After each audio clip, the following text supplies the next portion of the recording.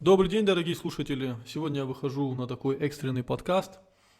Связан с тем, что сегодня утром мне позвонил мой близкий товарищ и друг, актер Дегорского Иронского театра Заурбек Тукаев. Сегодня его инстаграм наполнился просто огромным количеством угроз, требований. Конечно, были попытки мягко с ним поговорить.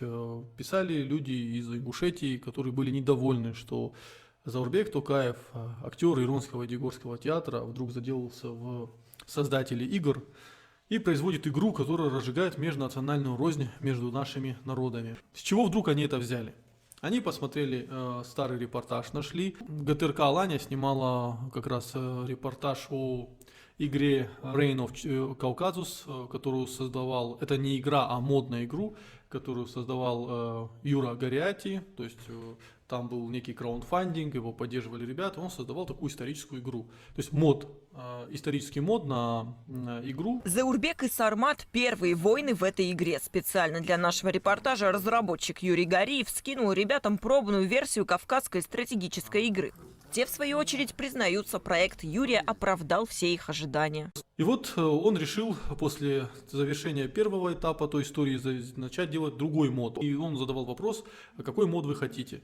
Чаще всего люди просили сделать мод на события 90-х годов на Кавказе глобально. За что он и взялся. И вот он выложил недавно первое видео. Видео называется «Засада в Карца». Пока что я сделал 3 вида войск. Это ингушское ополчение, астинское ополчение и астинская республиканская гвардия. Вот сейчас вы, собственно говоря, увидите, как все устроено. Отличается тем, от предыдущего мода в том, что сражения обычно могут иметь более фатальный непредсказуемый исход, потому что здесь все-таки огнестрельное оружие. Какое будет командование, как поставить войска, так и такой результат будет.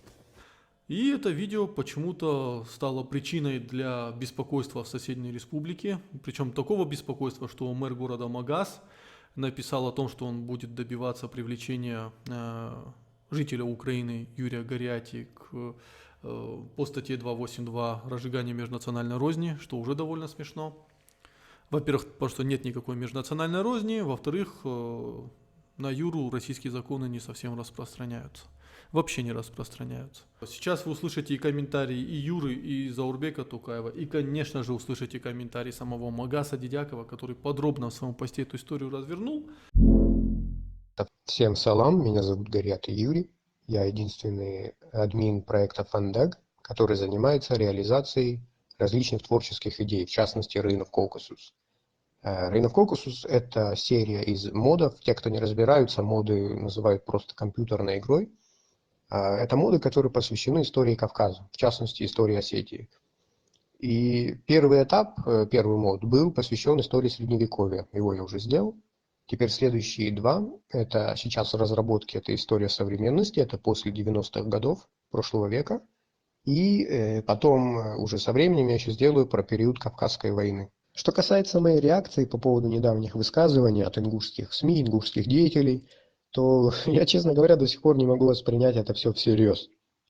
Я сегодня утром отдыхал с семьей, захожу в мобильник, в соцсети, смотрю, происходит вся эта истерия, пишут странные комментарии, приходят угрозы в личку. И, я там посмеялся, заблокировал некоторых, почистил комментарии, и на этом все. Вернулся домой, смотрю, это продолжается, там ингушские паблики раскачивают эту тему, подключился мэр ихней столицы, публикуется на разных сайтах, мне пишут разные корреспонденты, просят мои комментарии получить. Я, честно говоря, не понимаю, на какую реакцию рассчитывает ингушская общественность от уполномоченных правоохранительных органов. Они вообще понимают, как устроено правовое государство? То есть здесь нет, во-первых, нет никакой межнациональной розни. Мой мод посвящен историческим событиям на Кавказе. Возможно, вы в Ингушетии перестали объективно воспринимать историю, но мой мод именно посвящен всем инцидентам. Что было, по сути? То мод имеет абсолютную свободу, то есть можно какое-то альтернативное прохождение делать, и причем это может делать любой игрок, любой фракции. И даже свою собственную создать. Вот. Если бы мой мод был про то, как астины пытают связанных безоружных ингушей в Назране, и только это и было бы в моде, я бы еще понял, что здесь есть межнациональная рознь. А так, походу, ингушская общественность даже не изучила этот вопрос. И зачем-то еще впутали сюда Заурбека и Сармата, хотя это простые игроки. Тем более, что уже этих игроков, уже где-то я вот посмотрел, посчитал, уже было больше 6 тысяч скачиваний. Это, причем, кстати, речь идет о первом моде, они вспомнили Заурбека и Сармата, хотя он был вообще про средневековье, чем вот тот, который я сейчас делаю. Я знаю, что приходят еще им угрозы в личку. Вот. И я что думаю насчет всей этой ситуации?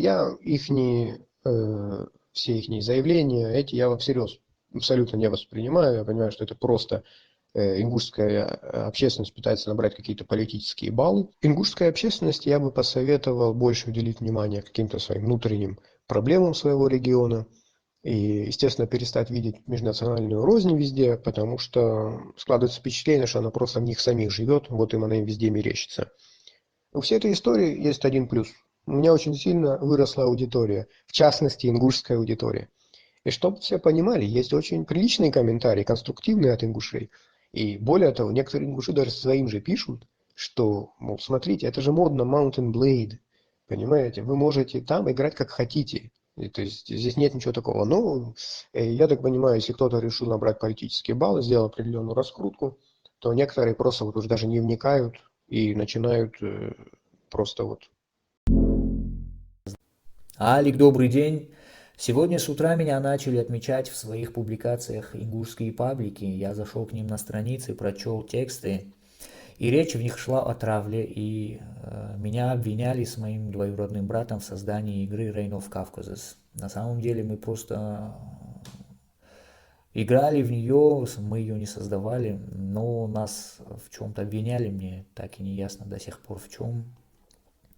Эти публикации откровенно нарушали правила сообщества в Инстаграме, поэтому я пожаловался на них, их начали удалять и блокировать. Но, видимо, публикаций слишком много, и с самого утра ко мне в личку приходят угрозы от лиц ингушской национальности, вплоть до убийств, и это очень странно и непонятно, я не могу понять, что это за истерия и с чем она связана.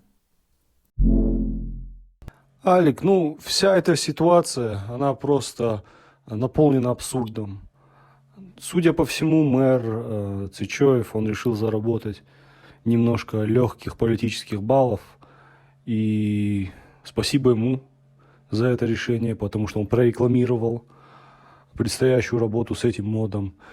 И, конечно, мы вложимся и постараемся сделать так, чтобы этот предстоящий продукт был качественным и выстрелил на весь Кавказ.